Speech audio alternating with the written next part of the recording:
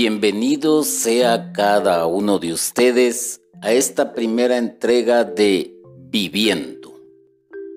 Hoy les voy a platicar sobre cómo Jesús se presenta a sí mismo. Señor, abre mis labios y mi boca proclamará tu palabra.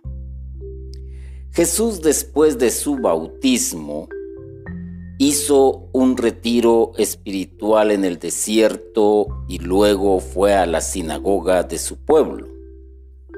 Tomó un texto del profeta Isaías y se presentó como el Mesías anunciado en la Escritura.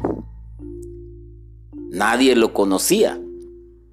Si usted se recuerda, Jesús fue bautizado por Juan y Juan lo reconoció y le preguntó que él no tenía que bautizarle. Pero Jesús le dijo, es necesario que se haga. Después de eso, Jesús se va al retiro que ya todos conocemos, que fue durante 40 días, y en ese retiro él fue tentado por Satanás. Después de haberle vencido, a pesar de los hostigamientos del mal, Jesús se dirige a la sinagoga de su pueblo. Todos conocemos este pasaje bíblico también, y ahí en la sinagoga Jesús lee el texto del profeta Isaías y él mismo dice que lo que está ahí se ha cumplido hoy. ¡Qué escándalo en ese tiempo! Era algo aberrante para el pensamiento de esas personas. Y si tú conoces muy bien la Escritura, pues te vas a dar cuenta de lo que sucedió a continuación. Pero veamos qué dicen los padres de la Iglesia con respecto a este tema de que Jesús se presenta a sí mismo. Y San Cirilo de Alejandría, quien era obispo, dice que Cristo es portador de una buena noticia para los pobres de toda la tierra. Jesús se presenta como el ungido, Jesús se presenta como el Mesías, Jesús se presenta como el Cristo y es portador de una buena noticia para los pobres de toda la tierra. Hay que ponerle atención a ello, a los pobres. Cristo, a fin de restaurar el mundo y reconducir a Dios Padre a todos los habitantes de la tierra, mejorándolo todo y renovando, como quien dice la faz de la tierra, asumió la condición de siervo. A pesar de ser el Señor del universo, y trajo la buena noticia a los pobres. Muchos han malinterpretado este sentir o el sentido propio del vocablo pobre, pero Jesús viene a reconducir a Dios, a que se vuelvan a Dios. No únicamente, aquí está Jesús, aquí está el ungido, aquí está el prometido, aquí está el Cristo. No. La misión de Jesús es que la humanidad que se alejó de Dios, que perdió la pista hacia Dios, regrese a Dios. Y con su presencia está renovando la faz de la tierra. Pero no viene como el prepotente, no viene como el rey del universo que es, no, viene como un siervo y viene a traer la buena noticia a los pobres, afirmando que precisamente para eso había sido enviado. Son pobres y como tales hay que considerar a los que se debaten en la indigencia de todo. bien, no les queda esperanza alguna y, como dice la Escritura, están en el mundo privados de Dios. Ahora sí lo entendemos. ¿Quiénes son los pobres? Los que están privados de Dios, los que no conocen a Dios, los que no se han vuelto a Dios. Esos son los pobres. Por eso hay veces que muchas personas, cuando, más que todo en el ámbito religioso, cuando se refieren a una persona que anda en malos caminos o cuando se refieren a una persona que no está haciendo bien las cosas, dicen, ay, pobrecito. Y muchos se ofenden porque utilizan esta palabra pobrecito, pero los religiosos, los que nos movemos en este ámbito, sabemos que los pobres son los que están en el mundo, al igual que usted y que yo, pero que están privados de Dios. No conocen a Dios. Entre ellos podemos citar a un montón de personas, a un montón de élites, donde se nota, grupos donde se nota que la ausencia de Dios está prácticamente presente en sus vidas por todo tipo de acción inmoral que cometen y porque constantemente están pecando. Esos son los pobrecitos de Dios, porque también son hijos de Dios, pero estos hijos no reconocen a Dios como Padre y por lo tanto es a ellos a quienes Jesús viene a anunciarles la buena nueva, a los que están privados de Dios. Eso es lo que dice prácticamente el padre de la iglesia, San Cirilo de Alejandría, que nos deja una gran enseñanza en lo expresado anteriormente, pero también los documentos de la iglesia nos hablan acerca de, y para ello pues vamos a ver qué dice el Catecismo de la Iglesia Católica en el numeral 1286, y dice: en el Antiguo Testamento los profetas anunciaron que el Espíritu del Señor reposaría sobre el Mesías esperado para realizar su misión salvífica. En el Antiguo Testamento. ¿Y qué fue lo que leyó Jesús? Leyó el rollo de el profeta que ya les mencioné anteriormente, y donde se hace constar que habría de venir alguien que sería el Mesías y que el Espíritu de Dios reposaría sobre él. Y que además de eso vendría a realizar una misión salvífica.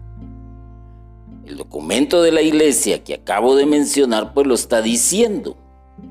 El descenso del Espíritu Santo sobre Jesús en su bautismo por Juan fue el signo de que él era el que debía de venir, el Mesías, el Hijo de Dios. Qué relación más importante, ¿no? Jesús toma el rollo de Isaías y dice: hoy esto se ha cumplido. Pero viene anteriormente, Juan el Bautista vio cómo descendía el Espíritu de Dios sobre Jesús en forma de paloma, y que tal vez hasta él escuchó, y lo escuchó el mismo Jesús: he aquí mi Hijo amado, en quien me contemplo, en quien me complazco. Se cumple entonces la Escritura. Se cumple la Escritura, y viene Jesús cuando se presenta a sí mismo, lo afirma. habiendo sido concedido por obra del Espíritu Santo, toda su vida y toda su misión se realizan en una comunión total con el Espíritu Santo que el Padre le da sin medida. No escatimó Dios Padre llenar a su Hijo del Espíritu Santo. No lo escatimó. Cuando se leen los documentos de la iglesia, cuando se lee a los doctores de la iglesia en los escritos que han dejado, encontramos una gran riqueza y vamos entendiendo y comprendiendo la magnitud de lo que significaba entonces ser ungido, ser lleno del Espíritu Santo, ser el que había sido prometido, el enviado, el ungido. Eso es muy importante también conocer esto, porque si nos apegamos a la historia propia de la humanidad, a la historia de estos acontecimientos, encontramos también que se hacían unciones. Y este vocablo procede del latín untio, ungere, que significa untar, ungir, y aquí tratamos únicamente de la unción en sentido religioso.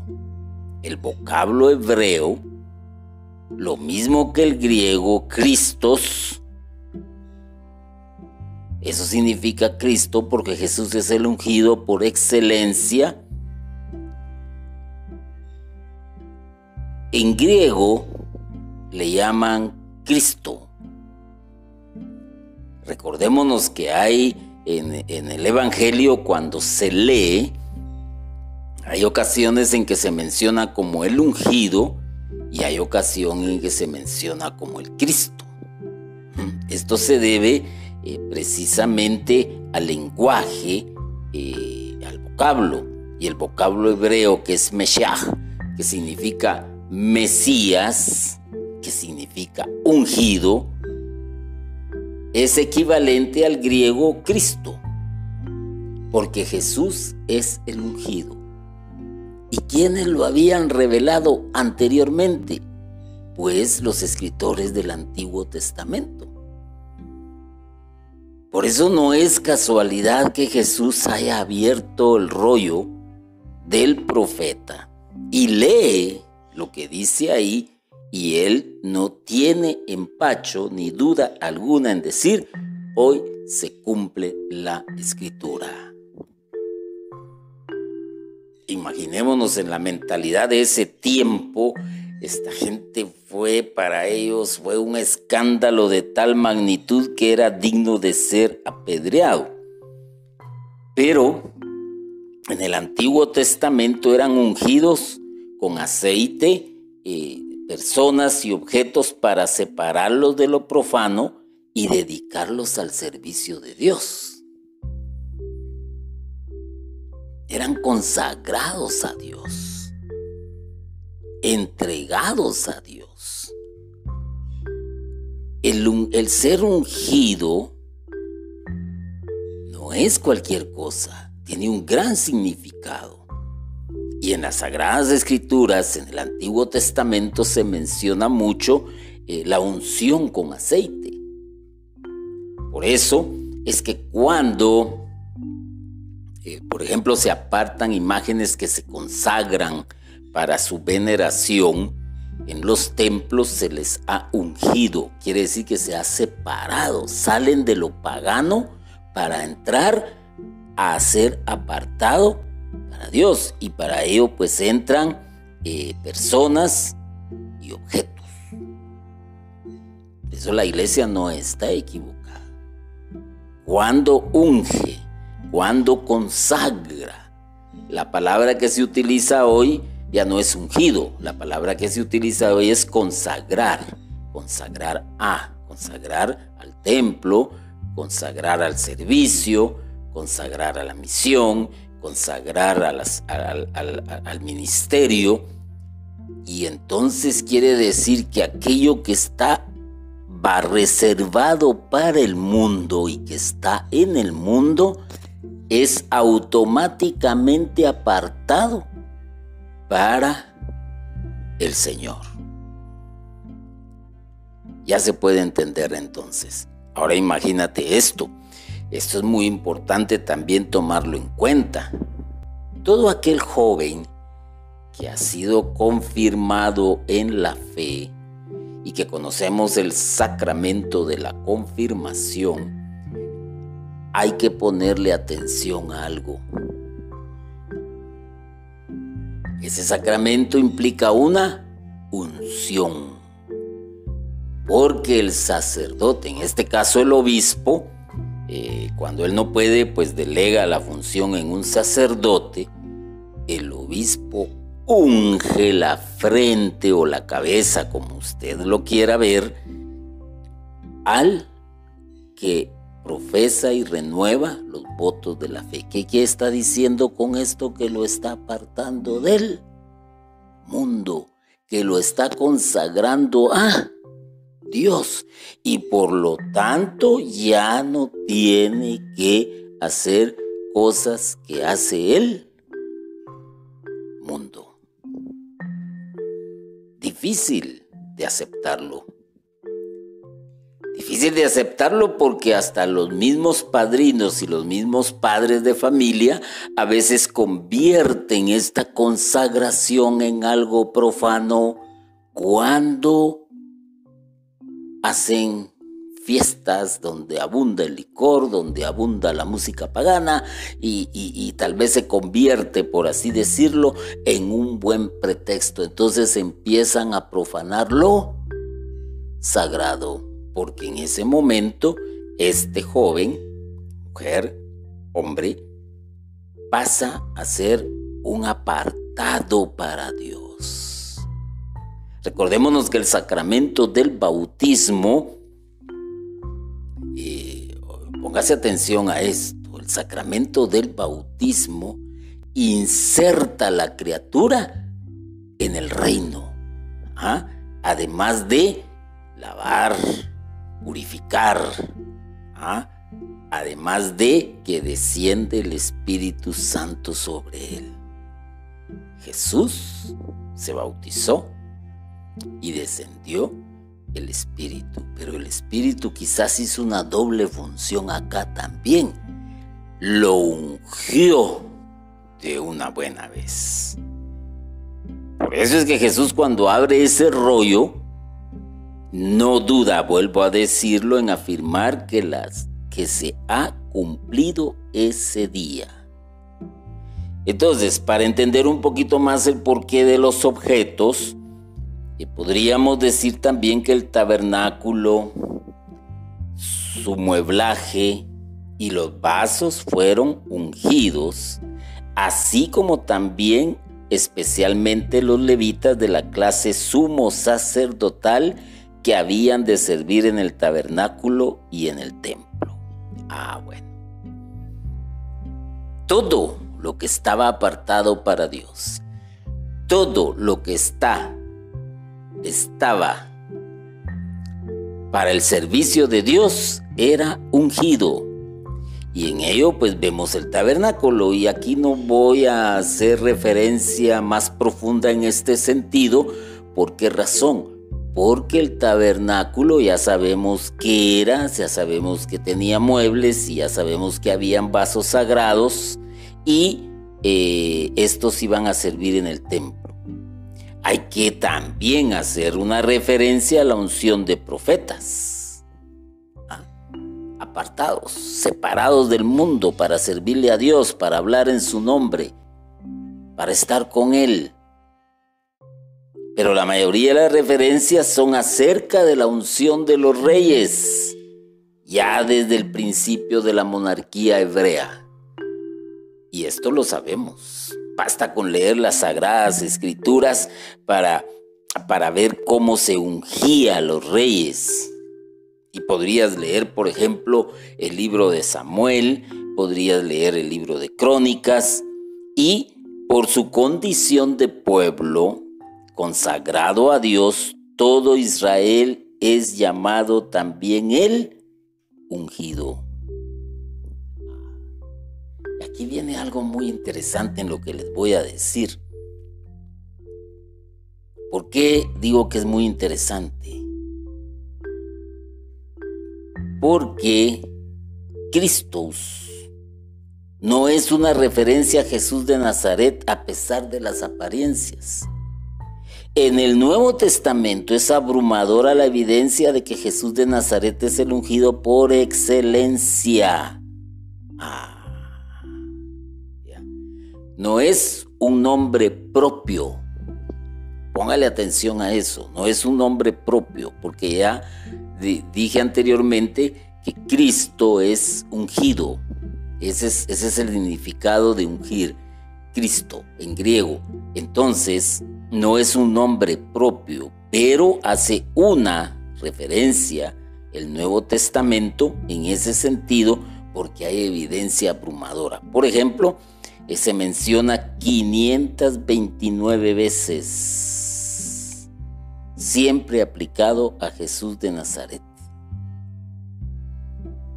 Bueno. Hay evidencia de que Él es el Cristo. Pero el Cristo en el sentido de que es el único ungido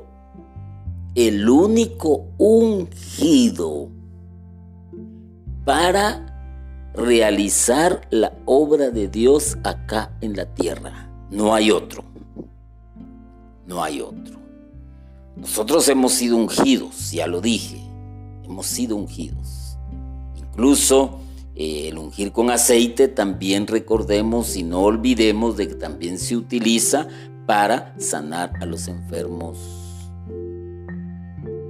Pero en este caso especial del que estoy hablando, donde Jesús se presenta a sí mismo como el Cristo, como el Mesías, es muy diferente,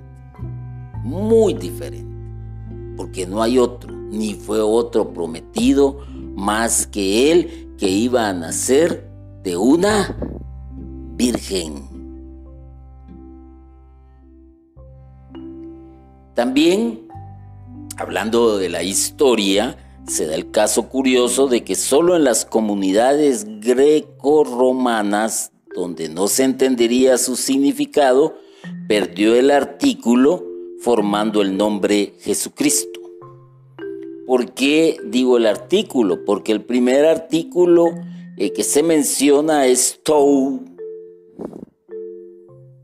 Ese es el artículo tou Christou, el ungido. Entonces, ya en las comunidades greco-romanas no se iba a entender este significado y entonces perdió el artículo formando el nombre Jesucristo. Pero en los evangelios y en Hechos se ve claramente que hablar de Cristo es hablar del Mesías, del gran ungido. Qué interesante. Lamentablemente, muchos cristianos modernos no se interesan por conocer esto que es esencial. El por qué Cristo, el por qué el ungido, el por qué Él se presenta a sí mismo como tal. Simplemente a veces nos conformamos, es Jesús, es Cristo, es el Mesías, es el prometido, es el ungido. No. Hay que entender, porque después vienen otras personas que realmente quieren desviar al cristiano católico de su fe y les empiezan a hablar de otra manera y que quizás con conocimiento, con base a estudios que han realizado, algunos muy equivocadamente, y atacan. Por ejemplo, el por qué las imágenes.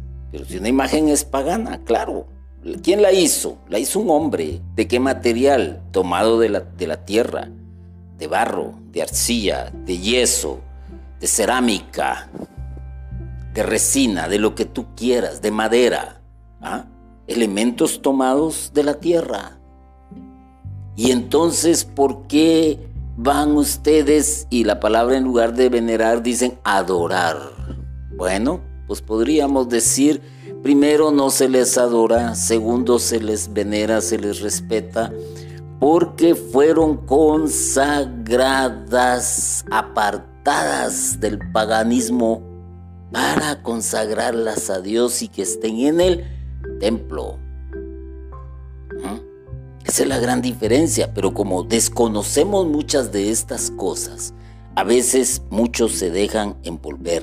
Y es lo que sucede acá, que en las comunidades grecorromanas, pues no podían hablar en ese sentido. Entonces, ya conforme pasó el tiempo y se fue perdiendo el artículo, quedó como Jesucristo. Y como lo dije, en los evangelios y en los hechos se ve claramente que hablar de Cristo es hablar del Mesías, del gran ungido. El hecho del ungimiento de los reyes y de los sacerdotes en el Antiguo Testamento fue bien recordado por los cristianos a lo largo de la historia de la iglesia. No se olvidó, no se ha olvidado. Y es desde los siglos XVII y XIX se hizo costumbre el ungimiento de reyes y obispos al tomar posesión de su cargo. Y es que tal vez más adelante o en otra ocasión hablemos propiamente del significado de ungir en sus diferentes maneras. Y en el caso nuestro, de lo que estamos hablando de Jesús, pues es parte de lo que es el ver con las profecías de lo que se habla en el Antiguo Testamento en relación a su persona. Ya, apartado, indudablemente apartado, su Hijo amado, en quien el Señor se contempla, el que tenía que ser el prometido. Y cuando hablamos de prometido, hablamos de algo más importante todavía. El que iba a ser el Cordero, al cual se le iba a degollar, y que por su sangre se salvarían muchos. Y por eso Jesús también dice: yo soy el camino, la verdad y la vida. Y Juan lo reconoce como el Cordero de Dios que quita el pecado de todo el mundo. Hay que profundizar más en todo esto para ir entendiendo bien lo que significa el nombre de Jesús en su esencia como tal y el porqué de su estadía aquí en la tierra. El ungimiento de los reyes perduró hasta bien entrado el siglo XIX y se hacía con el óleo de los catecúmenos para distinguirlo del ungimiento de los obispos y sacerdotes que se lleva a cabo con el crisma. Aquí es otra historia muy aparte que probablemente lo trate más adelante, pero que nos deja una gran enseñanza. Entonces hemos visto cómo los padres de la iglesia han reconocido a Jesús como el Mesías y nos dan una explicación. Cómo los documentos de la iglesia también nos hablan de, y al mismo tiempo la historia. Ahora veamos qué dice la Sagrada Escritura, porque la Sagrada Escritura es el centro, es la fuente, es de donde emana todo. ¿Ya? Y para ello, pues, leemos en el Evangelio según San Lucas, capítulo 4, versículos del 17 al 21, y dice: le entregaron el volumen del profeta Isaías y desenrollando el volumen, halló el pasaje donde estaba escrito: el Espíritu del Señor sobre mí, porque me ha ungido para anunciar a los pobres la buena nueva, me ha enviado a proclamar la liberación a los cautivos y la vista a los ciegos, para dar la libertad a los oprimidos y proclamar un año de gracia del Señor. Enrollando el volumen, lo devolvió al ministro y se sentó. En la sinagoga, todos los ojos estaban fijos en él. Comenzó pues a decirles: esta escritura que acabáis de oír se ha cumplido hoy. Palabra de Dios. ¡Qué escándalo en ese momento! Todo iba bien, todo estaba bonito. Se le permitió leer, le dieron el rollo, él lo desenrolló, leyó el pasaje, lo proclamó en este caso en voz alta y se fue a sentar. Y cuando se sentó era porque tenía que empezar a hacer una disertación o una prédica o una homilía, como ustedes le quieran llamar, trasladar un mensaje. Todos esperaban qué era lo que Jesús iba a decir acerca de ese texto bíblico, de ese pasaje, porque eso se hacía en las sinagogas. ¿Y qué sucede? Esta escritura que acabáis de oír se ha cumplido hoy. Inesperado. Un balde de agua fría para muchos, una blasfemia para otros, un irrespeto para otros, y otros simplemente hasta se han de haber quedado sin habla. ¿Cómo va a ser eso? El hijo del carpintero. No conocemos a María y a su padre. No conocemos quiénes son sus hermanos, pues. ¿Cómo se atreve a decir esto? No puede ser. Una locura total. Pues bien, yo creo que ya con lo que nos enseña, como lo dije anteriormente, el padre de la iglesia, que les repito el nombre para que vean, San Cirilo de Alejandría.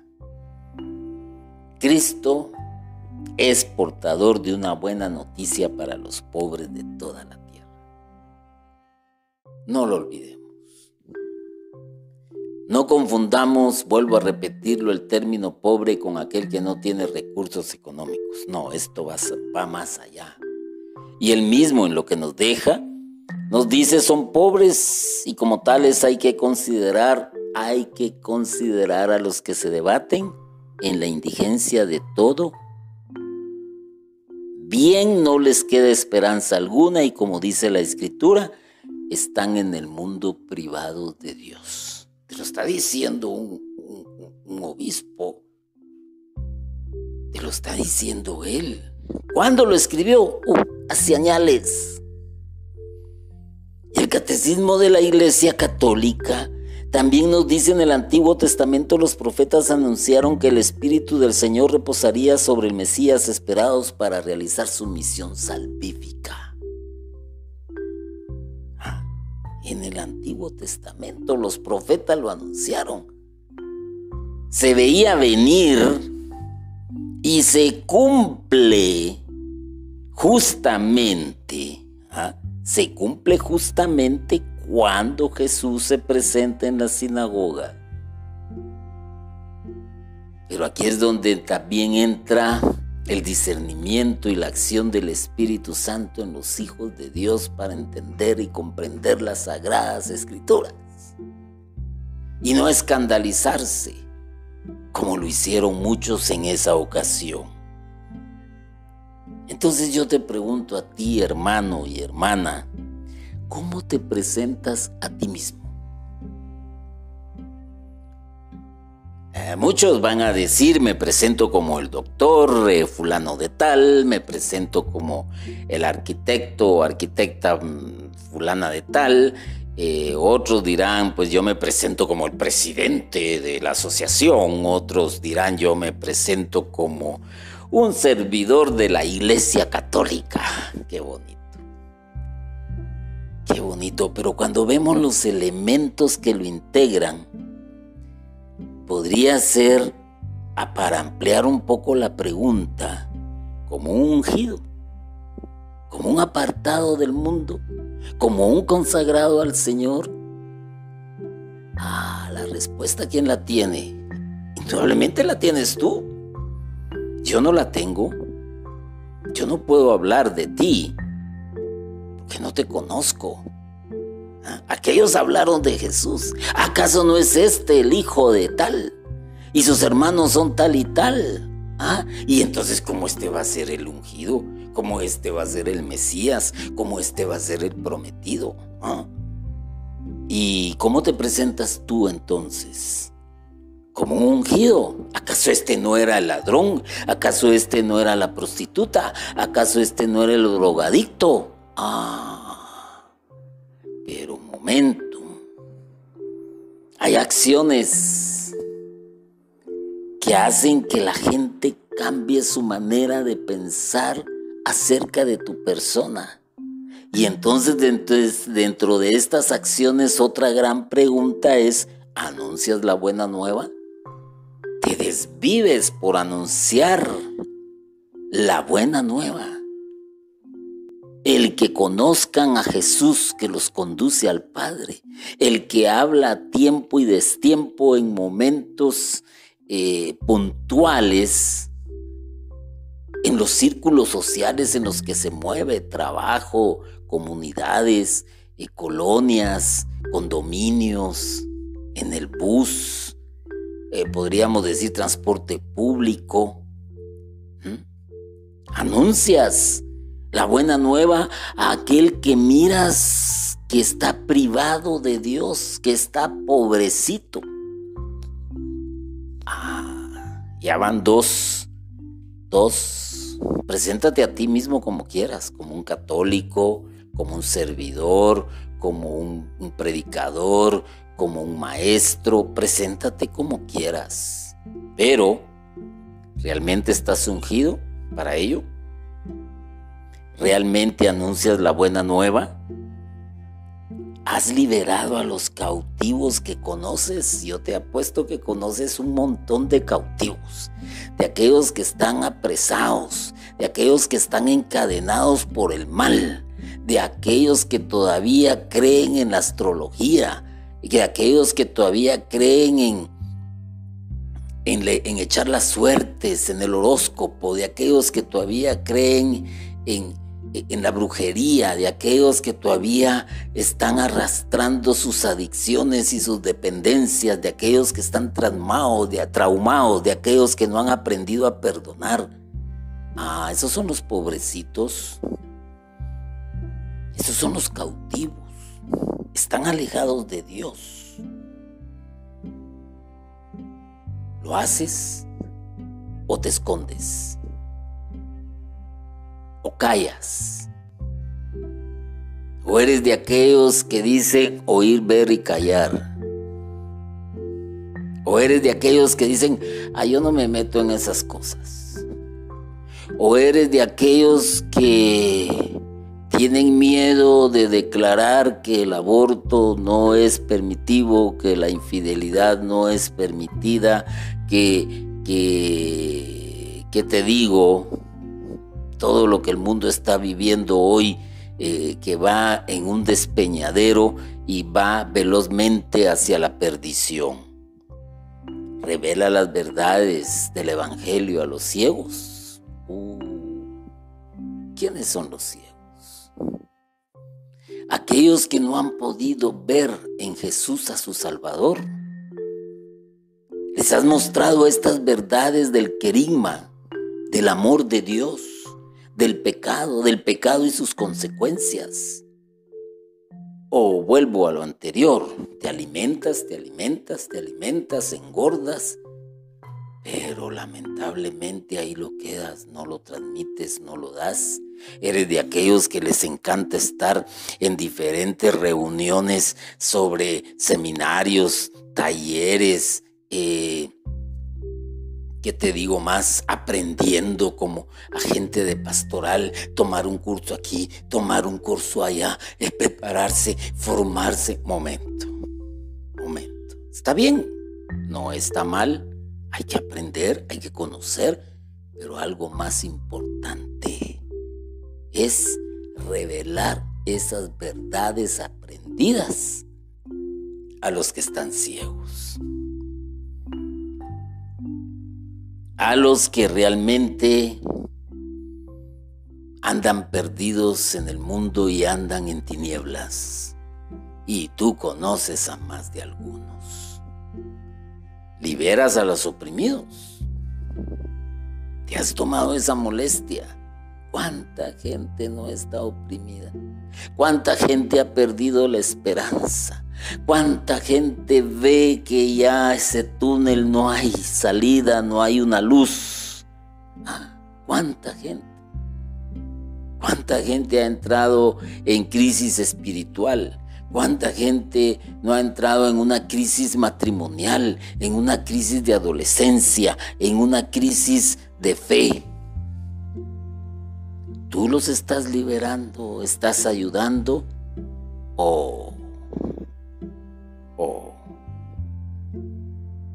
Entonces, resumiendo, hermanos y hermanas, te puedo decir que el Evangelio ha quedado en el Evangelio resumido la persona de Jesucristo, como la palabra de Dios, que viene a vivir entre nosotros, que es Dios y es hombre a la vez, apartado. Por eso Jesús consagró a sus discípulos por medio de Dios cuando dice: no te pido que los apartes de este mundo, te pido que los apartes del mal. Porque en este mundo estamos, pero no podemos hacer las cosas del mundo. Y por eso Pablo dijo algo muy cierto: todo me es lícito, mas no todo lo debo de hacer. Entendió lo que es consagrarse. Entonces, ¿qué es lo que te queda hacer, hermano y hermana? Jesús se presentó a sí mismo y se presentó como el ungido, se presentó como el que anuncia la buena nueva, se presentó como el que libera a los cautivos, se presentó como el que muestra al Padre, se presentó como el que viene a darle consuelo a los oprimidos. Y dijo: ese soy yo. Esta escritura que acabáis de oír se ha cumplido hoy. Preséntate a los demás como un hijo de Dios por medio de tu testimonio, que eso es lo que más hablará de ti y hará que las personas, en este caso la gente, te conozca. Oremos. Señor, yo sé que tú me llevaste a conocer tu pueblo y que me insertaste en tu pueblo por medio del bautismo, pero que me apartaste cuando fui ungido por el obispo en aquel momento en que recibí el sacramento de la conversión.